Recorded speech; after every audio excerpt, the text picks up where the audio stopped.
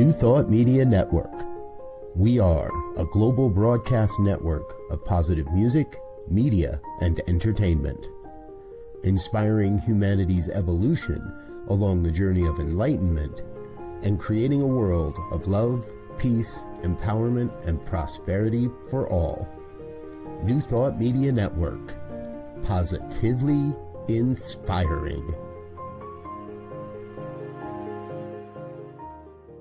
New Thought Media Network proudly presents Having Courageous Conversations, where real talk dives deep. Each week we go beyond surface talk. We open our hearts, speak our truths, and dive into the stories that shape us. No scripts, no filters, just powerful, unforgettable conversations about life, purpose, healing, and truth. Join the conversation, because your voice belongs here. Please like, share, and subscribe. Check out our YouTube channel at Having Courageous Conversations or email us at yourshowyourvoice@gmail.com. Now, let's have a courageous conversation. Good morning, good afternoon, good evening, wherever you are joining us from. Welcome to Having Courageous Conversations. Thank you for joining us. This is a place where we explore truth, growth, and conscious living. We believe that when we speak from the heart, listen with compassion, and hold space for one another, we create possibilities for healing, growth, and real connection. I'm Cheryl Rogers, and it is my joy to be here with you today. And joining me is my wonderful co-host, Mark Dupuis. And together we're honored to guide these powerful conversations. And Mark, I'll invite you now to introduce our guest for today. It is a pleasure. Thank you, Cheryl, for introducing the show and yourself and me. And I'm just thrilled to have Mel here with us today.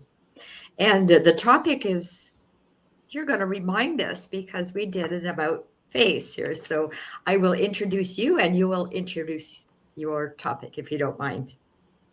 Mel is a dedicated restorative practices practitioner, interfaith spiritual director, and mindfulness meditation teacher with a deep passion for nonprofit and community-centered work. A wild creative at heart, Mel is published author and poet, and a lifelong learner and a natural connector of people and ideas. Laughter, storytelling, growing awareness, and the shared experience of navigating life's struggles are central to Mel's way of being. Their work is rooted in the art of and practice of being present with more of what is, inviting others into spaces of authenticity, compassion, and collective growth. Thank you, Mel, for coming to this stage, as well as for speaking at Unity Kitchener. And this is like a part two of what 2 Sundays ago you came and spoke to us. So thank you. Welcome. And I'll be quiet to come on for you to come on now. Yeah, thanks. I do like me a good bio reading. I always hear them and I think, oh man, that person sounds awesome. It'd be fun if we could just introduce ourselves with our bio, how much more connected we might be.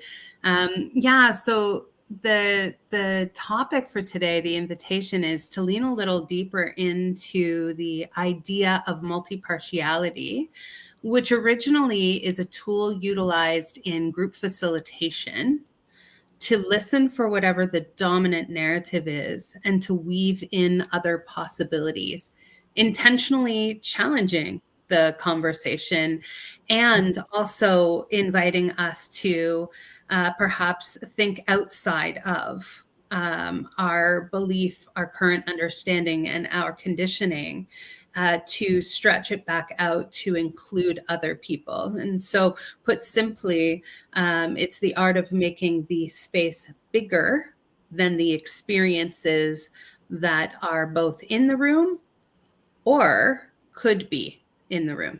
So weaving in other possibilities other than a dominant narrative. So could be a dominant narrative, like I articulated in the talk I offered, that side dish is carrot and peas. And everybody says side dish, carrots and peas. And somebody comes along and says, yeah, I'm eating a salad. It's a side dish. And in multi-partiality, there would be room for that. There would be room for divergence. There would be room for personal experience and uniqueness, and room being actual space to exist, to breathe, to explore. And it would be within our imagination to imagine that there's many ways of being and doing, and then within our capacity to hold space for that. Beautiful. So how is multi-partiality different from neutrality or objectivity? Oh, I love that question. So multi-partiality, neutrality is oftentimes misunderstood as I, the practitioner, have no opinion on the matter, and I stay oftentimes emotionally, mentally, or unmoved by opinion. And it is then when practiced that the practitioner does not give themselves room. So neutrality in the context, say, of a mediation makes sense. Hey, it's not my conflict, so I'm not going to insert myself and think I need to fix, rescue, advice, give, and I'm going to give room for that. That is an application of neutrality that makes sense. Multi-partiality is where the practitioner themselves may hear a dominant narrative. And oftentimes those are all or nothing statements. And those are assumptions about, well, everybody celebrates Christmas. Well, maybe in a multi-parting technique, the multi-part practitioner would say, I was really surprised to learn that there's 11 to 14 holidays in December alone. And that would allow gently another piece of information, another possibility to enter in the space that people then interact with. And so the piece of being in and a part of, rather than objectively and or neutral, is that we are aware ourselves, both of ourselves and of the world around us, in a way that invites us to then notice when a narrative becomes stale or dominant with one idea in absence of other possibilities. Beautiful. Yeah. So when you use the word practitioners, I'll chime in there in a second, Cheryl. When you use practitioner, you're not, I believe you're the individual as a practitioner in life. Right? Yes. Is that what you're saying? You're not talking about somebody that you go in and open the door and there's a practitioner. You're speaking of an individual who is in a situation. So I describe it two ways. Practitioner for me, when I heard it put this way, it made a lot of sense to me. And so I'll offer it to you. For me, we can practice anything. We can practice being close-minded. We can practice being dismissive. We can practice seeing the world as against us. We can practice anything. And so multi-partiality practitioners are practicing the art and the practice of seeing, the art and ways of being and doing that see a multitude of perspectives, that grow awareness and have a capacity to stay present, and hold spaces that have then bigger robustness for the experiences than experiences bigger than the space. And that is a simple equation. When the space is bigger than the experiences, the result is connection and healing. When the experiences are bigger than the space, the result is disconnection and harm. So if my worldview is very little. I can hold very little space for experiences outside of my own. And I may want to do that. And that is, I suppose, then my choice.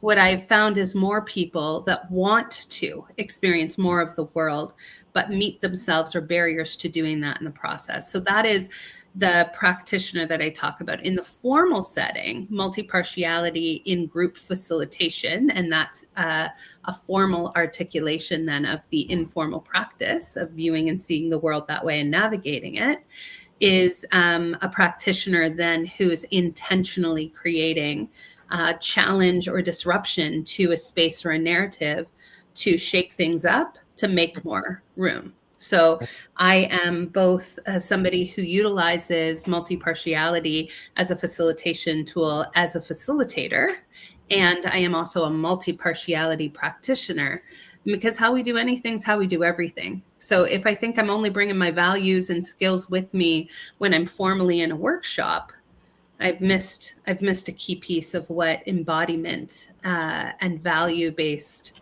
living looks like. So where did you hear about multi-partiality and what drew you to it? That's a great question. So I started to look for a term to articulate an experience I had. At the time, I was closeted, working in a workspace, and I met a colleague, and this colleague just had the ability to listen, to hold space, to not seem offended by my reality or my truth, and seemed open to hearing it, and was particularly, unlike many experiences in my life, not personally like, it wasn't destroying their world for me to exist. It wasn't, I felt like they could hold their own and I could be me. And so slowly, even though their presenting identities were completely different than my own, slowly I started to find myself slow playing my truth, adding a little bit more of who I was and being met. And sometimes I was met with shared laughter, sometimes tears together. So again, this person was with me and walking alongside me in that journey. And the next time I would meet them after I shared that thing that felt maybe shameful, or I was really afraid about, or I was blaming myself for, the next time I would meet them, they would greet me with this sense of unconditional regard and care and respect. And I was like, what is that that's happening? And so I started to research and came across the term multi-partiality in facilitation. It's utilized in classrooms. It's utilized in disrupting space. And what I came to understand is that that person holds that distinct quality of being able to create really, really big, robust space. It's like they made a decision to really know about the world around them, and that they could understand that the person sitting in front of them was an expert in their own life. So it wasn't about needing to know about everything. It was their ability to trust themselves, that they could be with what was and hold that space and listen and be present and be curious and notice and add and weave other possibilities into the space that eventually could then support me in holding more of who I was and more of my story, which in part was a coming out journey. How do I come back and into who I am? Mm-hmm. Oh, beautiful. What a lovely experience. I love that I wrote it down, expert in your own life. Wow. Aren't we all teachers? And sitting back and realizing that sometimes is a bit of a challenge, because it's sometimes easy to say, okay, you're the expert. You know what the answer is for me. Yeah, or that we need to somehow be the expert on all the possibilities of lived experience that exist. But it isn't that. It's not quite like that. It is that, like when I think about barriers to space, it's responses that sound like, oh, I couldn't even imagine or I have no idea what you're talking about, or a sense of tiredness in response to an experience that's different than one that you've heard about. There's always something new coming up. I shouldn't have to learn new things. Rather than just being like, well, thank you for sharing that. And thank you for letting me know who you are. And how have you been experiencing that? And what have you noticed since you came to hold this truth about yourself? And so again, the practitioner, the restorative practitioner, the multi-part practitioner has a robustness for being able to meet what emerges, to meet what comes up, and say hello to it, to welcome it. And when we can do that with another and have that mirrored, it is incredibly powerful, and more than mirrored, reflected. The reflection of that thing which is there for you is there. And I know that sounds simple, but we spend so much of our time rose-colored glassesing things. Oh, you couldn't have possibly meant the thing you said or did, rather than just simply being with that for a moment. And then slowly learning the skills to interact with it, whether it's an emotion that comes up or toward us, whether it's a thought or a feeling, a piece of our identity, who we are, is there room for it? And the conditions are the conditions there for which I would be likely to want to share or to offer who I am, or feel like I could show up in that space. Kind of at its root, the idea of asking the question within myself, can I feel and choose right now? And as a facilitator, am I creating spaces where people can feel and choose? And what needs to be present for us to stay in that place of being able to be with hard things and see our choice? Yeah, so I think what I felt when you started speaking about it was that really what you're doing is you're opening space, you're opening up, and giving somebody else that possibility who may be quite closed. But by the way you approach the conversation, you open it up for more possibilities. Yeah, and the way that we hold space. So again, is there room for a multitude of people and spaces? So one of the things that I say is, if you look around and you see about the same type of person in your circle, your community, etc., that's information. And it's likely then that there's been some conditions set that create that outcome. And so with multi-partiality, there's this desire to relate across differences. There's this desire to have experiences different than your own. There's this leaning into wanting to feel what epiphany feels like. And epiphany is that moment where we learn something we didn't know before. Now imagine if we sat down at tables, communities, conversations, circles, wanting to experience epiphany. What would change? Because it would mean I would need to let go of thinking I know. I'd know I don't know. And in fact, the more I learn, the more I know I don't know, for sure. I'd need to let go of the idea that I'm right, or that there's one right way. I'd suggest that we have to let go of the idea that learning is ever done. Oh, you know what? I've heard enough about that.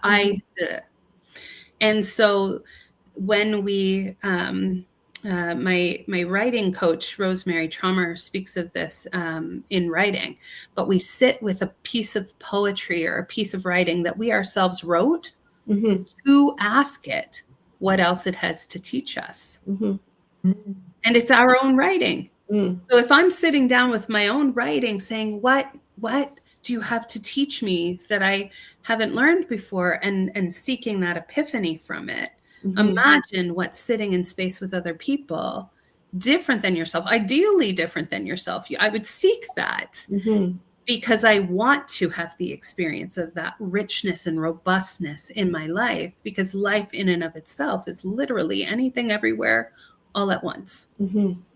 Absolutely. So you need to you need to let go of your ego, your own identity, your history. You need to be present, basically. Just Yeah, be present. and with who you are in that space. So it's with multi-partiality and with restorative practices in general, it's understanding that every single person in that room has dignity and worth and value. And so how do we show up then in ways that maybe it's me pulling up my own socks that day. Whoa, I need to be aware of what I'm saying and doing and how I'm being, because I actually matter in this space. Mm-hmm. And likewise, every single other person does. Right. But we learn then what it means to bump into each other, rather than doing what oftentimes happens, which is almost a condition, like a square dance. Mm-hmm. If you're stepping in, I'll step back. If you're stepping in, I'll move back. And on it goes, because to stand shoulder to shoulder means that we intentionally seek for moments where we bump into each other and we actually want that bump. Mm-hmm. As one of my really nerdy friends said once, neurons pass information when they hit each other. And so you have to kind of hit into each other, hit into what you think you know, and hit into another to be able to sort of learn and keep moving and expanding. And so there's a real somatic piece to what it takes to move through various spaces and places and invite people to be themselves along the continuum and stay connected and keep learning. As you were talking a bit earlier, Mel, what was going through my head was washing dishes. And then further to that, when you were talking about sitting at the table with others, I'm going to throw in perhaps practicing spirituality in different ways. You didn't say that, I'm putting that in. So I'm often saying I would like for us at Unity to bring in somebody from a different faith perspective and learn. I'm so eager to learn and grow from other people's beliefs and practices. Not that I'm going to adopt them. I just want to know.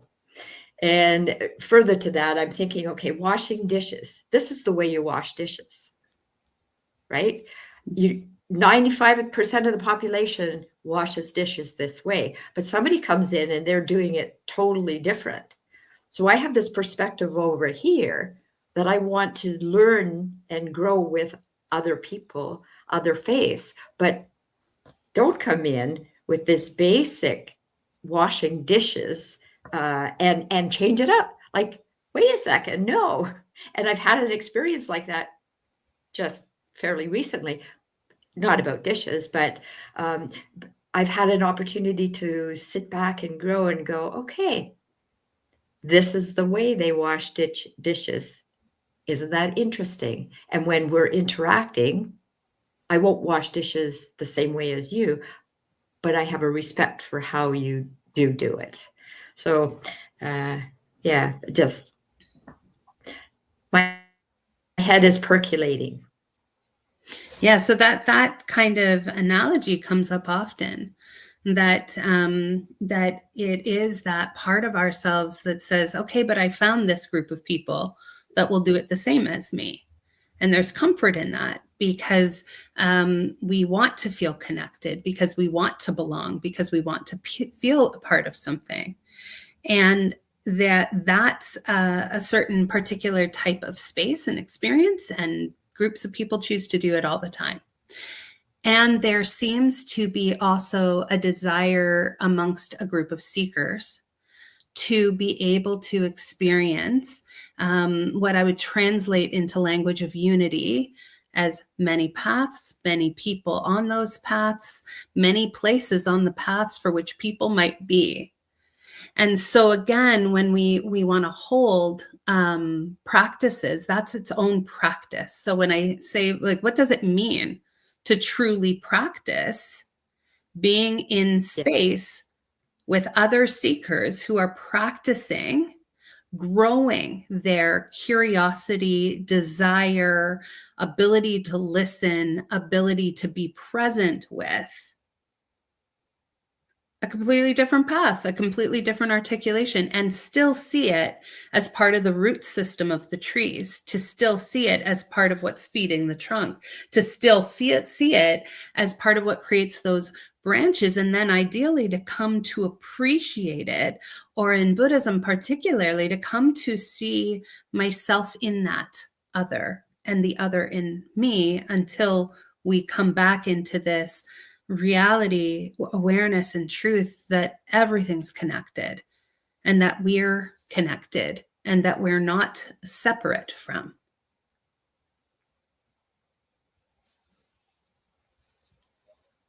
Cheryl, you're on mute, my dear.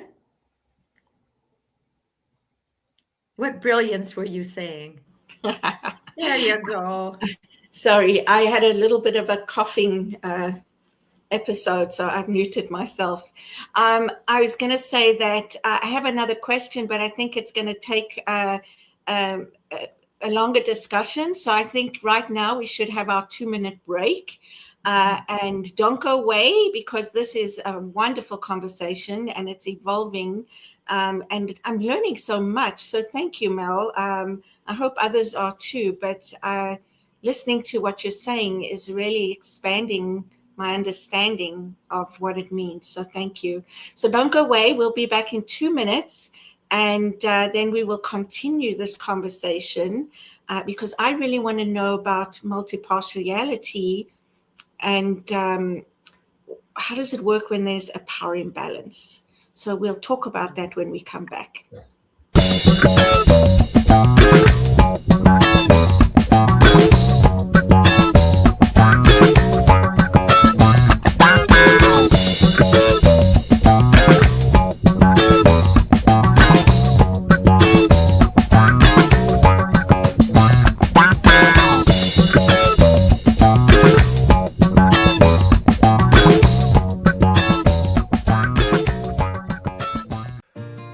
Help us say thank you to all of our organizational sponsors, including the Hepperlin Foundation, Affiliated New Thought Network, International New Thought Alliance, Science of Mind Archives and Library Foundation, Center for Spiritual Living Denver, Center for Spiritual Living Midtown, New Thought Philadelphia, Center for Spiritual Living United Life, Sunshine Cathedral, Planned Happiness Institute, Summit Center for Spiritual Living, One Heart Retreats, Universal Joy Center, Unity Kitchener, Unity Spiritual Center Ottawa, Om Center for Spiritual Living, Satya Center, Begin Within Ministries, Center for Spiritual Living North Jersey, Unity of Savannah, and the Center for Spiritual Living Seattle, as well as all of our individual donors. On behalf of New Thought Media Network, thank you, and please like, share, and subscribe. New Thought Media Network, come be you.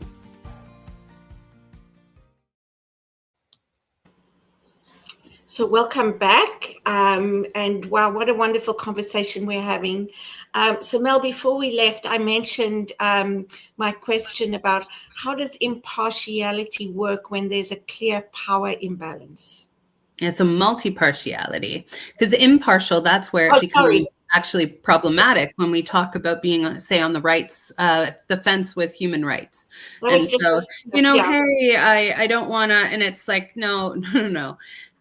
Multi-partiality in power imbalances is another way of saying when there's a dominant narrative, hey, this group of people is the right group of people doing the right thing, which is rooted in the disease of dominance, right? So somehow this way of thinking is the right way of thinking. And if you're not doing that thing, you're out. And so in multi-partiality, that's particularly in context. So in formal context of its use, that's particularly what it's used for, is to grow the practitioner's ability to stay responsive and to add or weave in another possibility, another truth that challenges and invites the group. So without using fear, shame, or blame, within the delivery, to offer other possibilities of ways of being and doing that are currently existing or present. And so what that might sound like is I might be at the lunch table and somebody says, so what's everyone doing with their partner this weekend?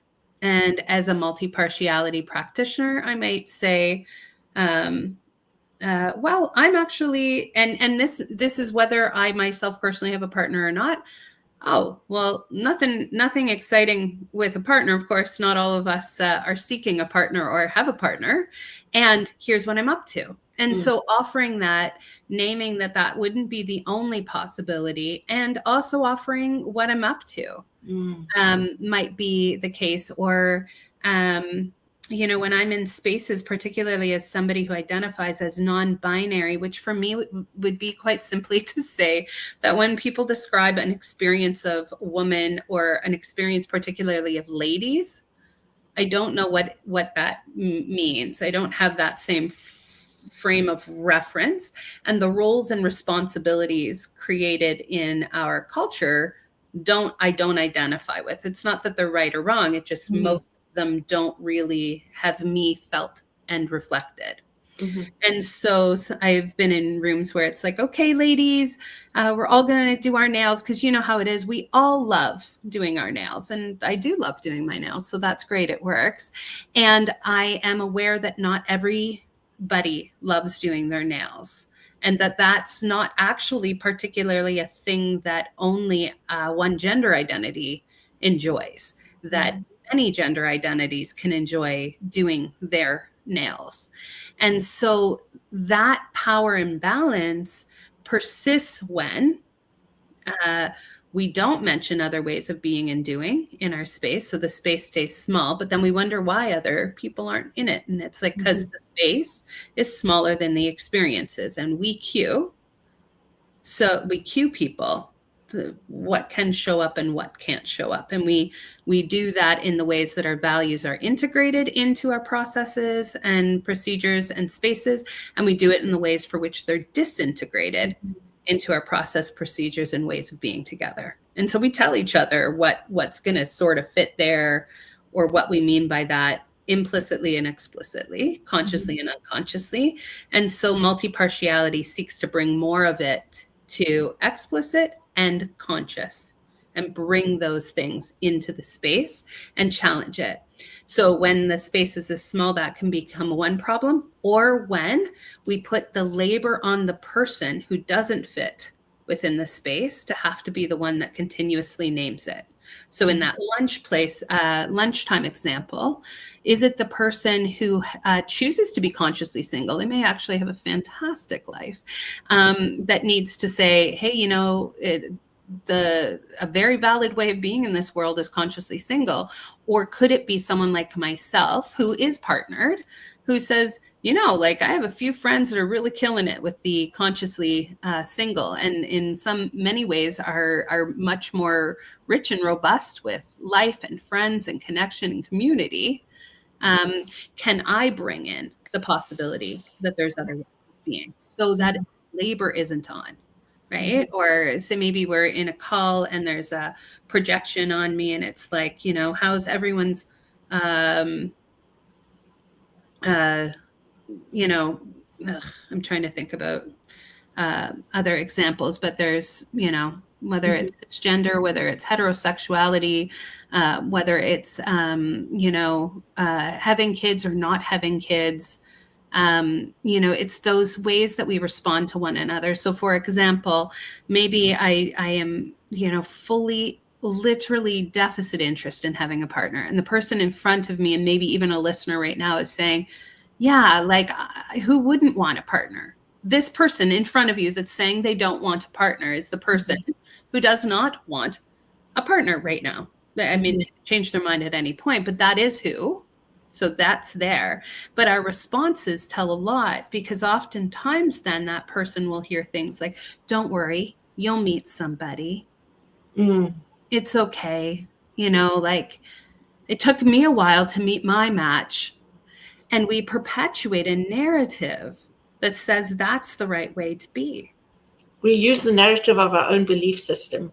That's right. And so when we grow our world view, we grow room to meet other people in their worldview, and to understand the difference between needing to have and share that, and having the capacity to respect that. And that was something I learned in my journey, was a critical question to ask when I would be challenged on my gender identity, sexual orientation, is I would say, you know, are you struggling right now to understand, or are you struggling to respect? Because I actually don't need you to understand me. I'm complex. I'm still figuring out understanding me. And then when I think I got a grasp of it, I keep changing and evolving. So I'm kind of done with the idea that I'm ever handing somebody a nice little box of this is who I am and this is what's going on for me. But once I got intimate with the multiple parts of me, once I became aware of them and could hold them without fear, shame, or blame, my need for others to understand me dissipated. Because my inner understanding of me grew. And then my capacity for somebody else in front of me to have an experience grew. And then I could interact and be with more people different than myself, which again, I want to.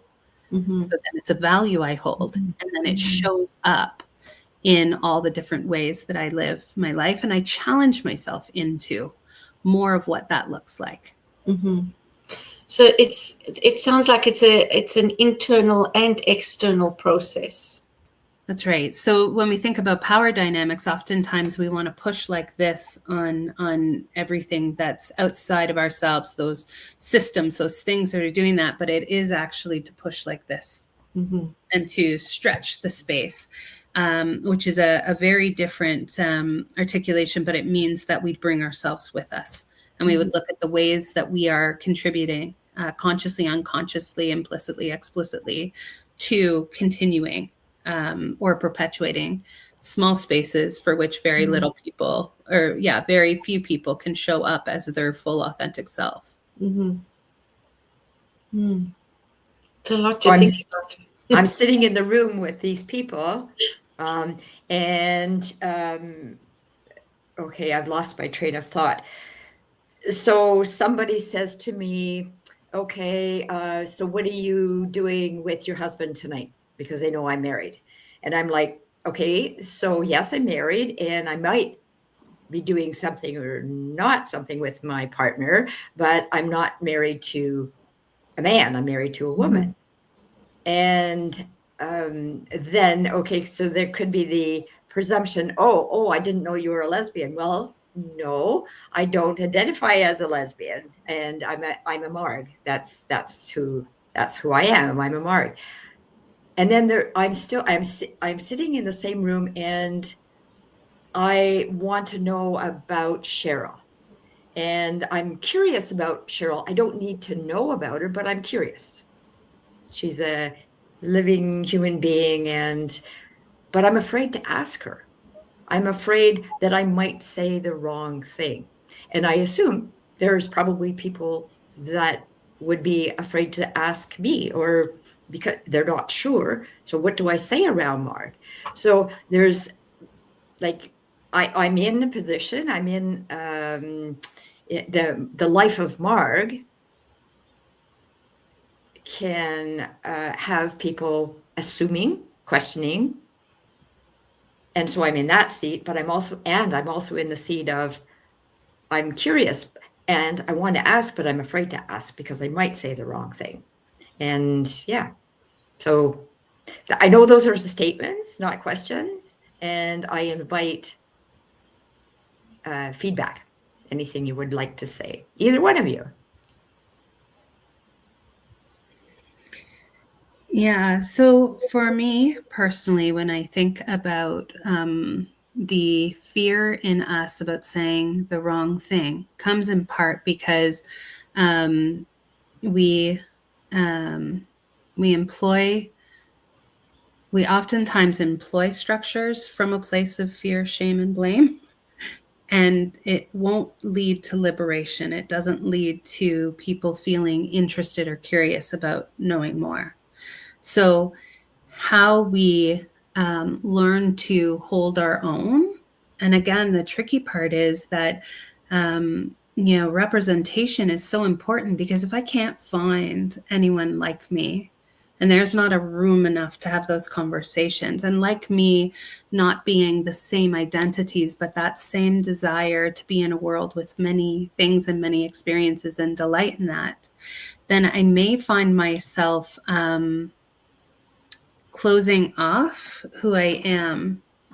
And in that, we lose so much of our language and our capacity to interact with one another, because we're not really interacting with ourselves. Mm-hmm. So when somebody says to me, I'm just so afraid I'll say the wrong thing, Mm-hmm. and I'm working with them and coaching them towards capacity, I usually talk about what that would look like, because what it means is I don't believe I have the capacity to meet feedback and receive it, to know what to do on how to repair harm when I cause it, and how to respond when somebody says ouch, which is a natural part of relationship. I have not met anybody in this whole world so far that has been able to, with a sense of self and honesty, say there's a relationships, I have this relationship and this relationship, and I never get hurt in those relationships, and we never disagree with one another. It doesn't exist. So it is then that we grow our capacity to actually respond when we cause harm, which we will. Mm-hmm. Yeah. Thank you, Mel. Beautiful. Did I hear Walter? For those of you watching, Mel has a beautiful dog named Walter. I wanted to say pup, but yeah. Cheryl, you had something to say. No, I think what came up for me as well, and I just love how Mel explains things. It's so beautiful. But what came up for me when I was listening to you, Marg, as well, was assumptions, how we as human beings make assumptions based on our upbringing, our conditioning, all that kind of thing. The example, for example, when you said, yes, I'm married, and somebody says, well, what does your husband do? Or, something like that. There's an assumption there that it's to a man. And so many of the other examples that we've had here as well. So I think that's another area where we can really be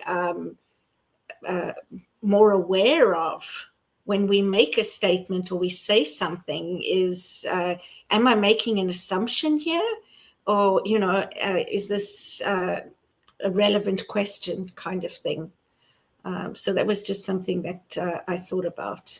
And sure. And just in response to that, I could say, I'll go to an appointment, and somebody will say, your husband, and I'll say, actually, I'm married to a woman and whatever. And there is often oh, I'm so sorry. And I don't feel offended. Mm. And so there's a responsibility on someone too, Mm-hmm.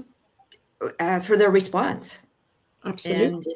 And I don't choose to be offended. I choose to perhaps provide an education, information. No, this is who I am, and this is who I am partnered with, and that's okay. Mm-hmm. Yeah. Beautiful. Yeah. And not everybody's like you, right? Too bad. Mel, you were going to say something? Yeah, so a couple of pieces. The first one is that, again, when we talk about feedback or response, is that it could be as simple as saying, oh, it's actually my wife. And I agree with Mark. Oftentimes it's, oh, like, thanks for letting me know. Many times, though, it can also sound like, oh, like, I'm so sorry. And what we need to understand in those moments is that that's why it's so important to be empowered in your own life and capable of knowing who you are, so that you don't take up that whole space with how you're feeling and what you're doing, and it becomes a full thing about that. And it's the same piece for me in reverse. I hold a lot of empathy for myself and for community members who are oftentimes facing experiences of othering or marginalization. Because when you get told something enough, or when your experience doesn't have any room and you don't have connection to people, so I have communities that love and support and care about me. It means I can interact with the world and be she heard on repeat, and navigate that without feeling it's a cue for me of how much space there really is for the experience, but it isn't something that has me offended, but I'm not deeply leaning in either. And that's the natural consequence. So part of the motivation and desire to become more multi-parted as a person and as a practice is because I want to connect with a multitude of people with a multitude of experiences. So I need to have capacity to be able to do that, which means I'm going to be able to make mistakes, get back up, own them, apologize, make amends. I'm going to take feedback. I'm going to really understand the difference between alone and on my own, because on my own sees myself in it, but sees how I'm supported and can acknowledge that. Alone will resist the wisdom and support. And it's a wound we hold, where I should have already known, I should have this, I should have that. And so we create distance, but what we really want is connection. Beautiful point. So, for those of us, what came to my mind is the explanation of how would you explain our responses when we don't realize they're actually more about us than anybody else. Yeah, so I would offer that we have a responsibility to know what our activation looks like. And so when I think about that in nervous system responses, what does my fight flight look like? How do I create armor so that I'm not feeling as impacted? How do I create states of fawning and pleasing, which I remember hearing somebody say to me, fawning and pleasing is its own form of emotional unavailability. You rob every single person of the chance to know you, to know who you are, what you want, what you need, what you desire. And so that fawning and pleasing then means that the person in front of us will, on some level, definitely on that spiritual, energetic level, feel the disconnection, feel the lack of authenticity that's there. And or we dismiss or we turn away from things, or we, paint the silver line around it. And all of those things detract from being able to be present with what is, right? Our nervous system responses carry us away. And so that's for me where practices and tools toward presence come into play. I'm speaking about mindfulness. I'm speaking about the power of a breath, so that we can place, as one of the practitioners I used to work with, Teresa Mayer, says, hey, there's an ocean between what I'm feeling and what I'm going to express. So learning how to create space within ourselves and for those emotions to experience a multitude of them without jumping to response, then means we're able to be with people more present, and we're able to come back into our body. So those practices of mindfulness, meditation, prayer, affirmations, those are part of the tools that we have available to us that bring us back into our body so that we don't hijack conversations or have somebody who's in fight and flight and somebody who's in fawn and please and somebody who's in, avoid, dismiss, and on it goes so that we are landing and able to be present. And so, like I said, that tool of epiphany, I want to sit down and learn something I didn't know before. I want to see how I bring things to the world and how I receive things from the people around me, and name those people, name them, see them, honor what they bring to your life. And in that, you're also going to grow your ability to honor yourself and what you bring. Yeah.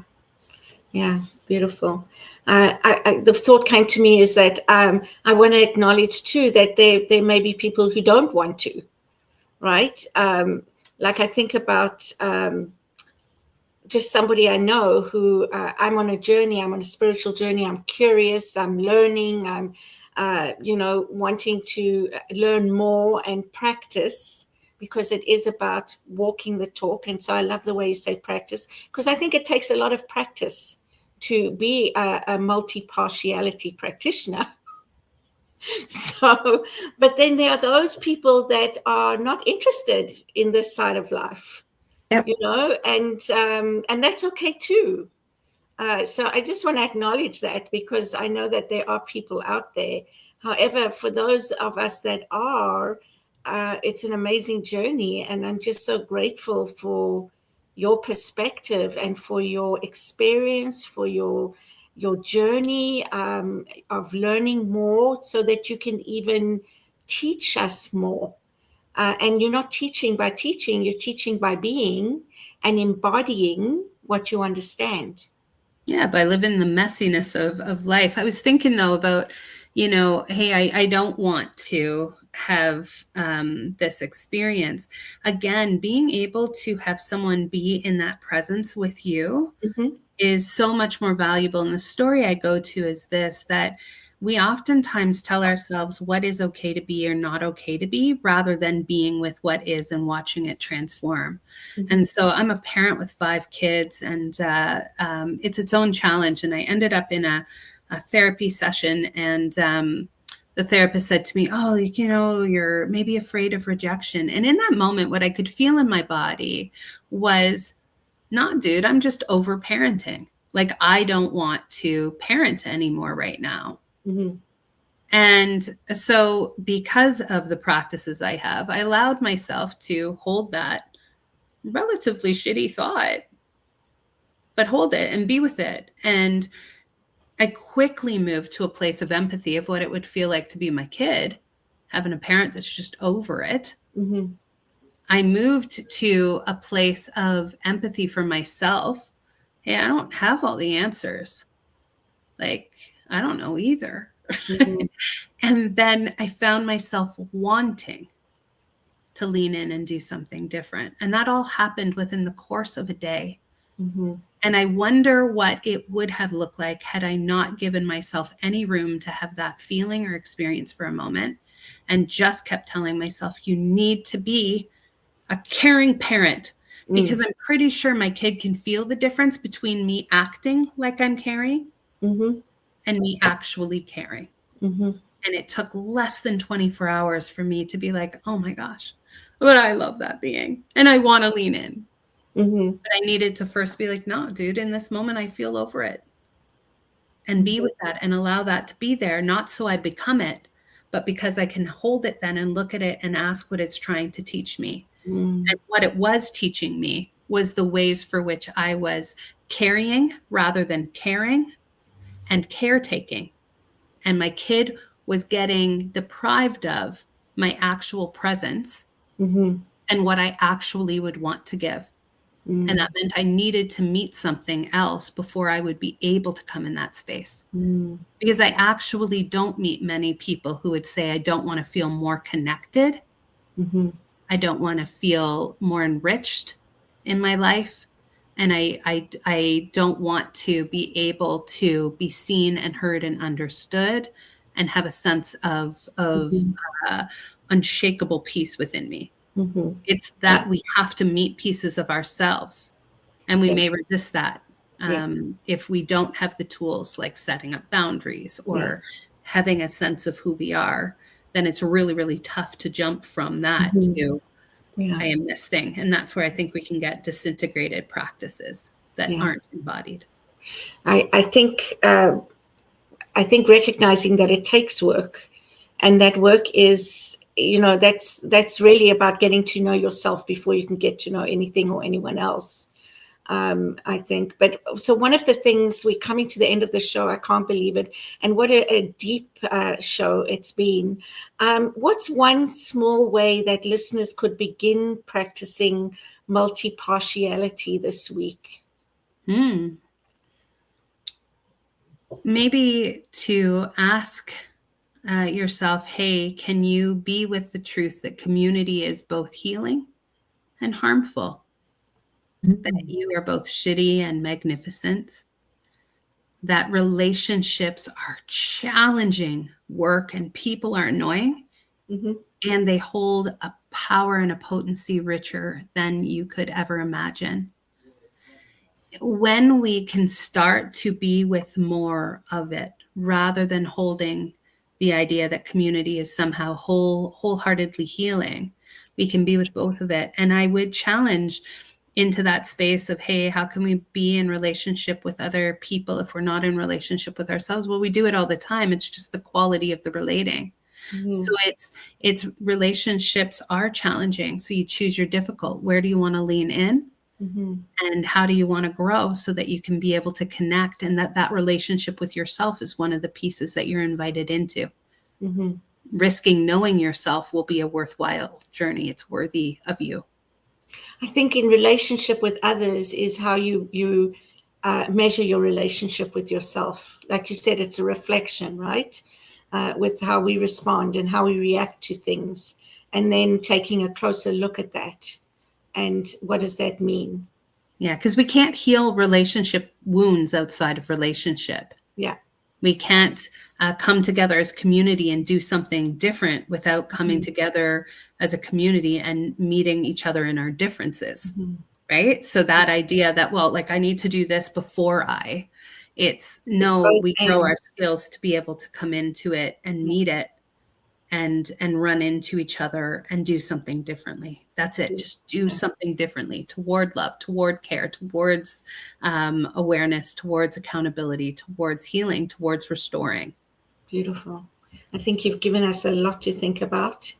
And Mark, before we end the show, is there anything else you would like to ask or say to Mel? I appreciate your being on the show and all the wisdom that you have shared today. And I love examples. And when you spoke about your epiphany, I'll say, when you had this feeling like, okay, I don't want to be a parent right now, or I don't want to parent, and worked through that process, you first went to self, or second or third, you went to self before moving forward, and we're fully present, I'm guessing, because you went through that process.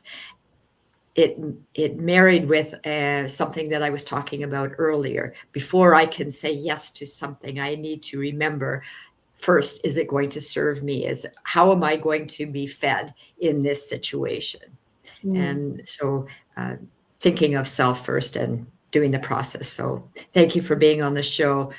Cap and gown always with me. Yeah, not going to graduate. Yeah. And thank you to our viewers for joining us today. Be sure to tune in next week when our next guest will be, I'm sure, just as interesting and on a different topic. But Mel, you really have given us a lot to think about, I'll speak for myself. You've given me a lot to speak about and a lot to contemplate. And I just love how you have explained it all. So until then, please like, share, and subscribe so others can find and join these meaningful conversations too. From all of us here, thank you. And remember, keep having courageous conversations. See you next week.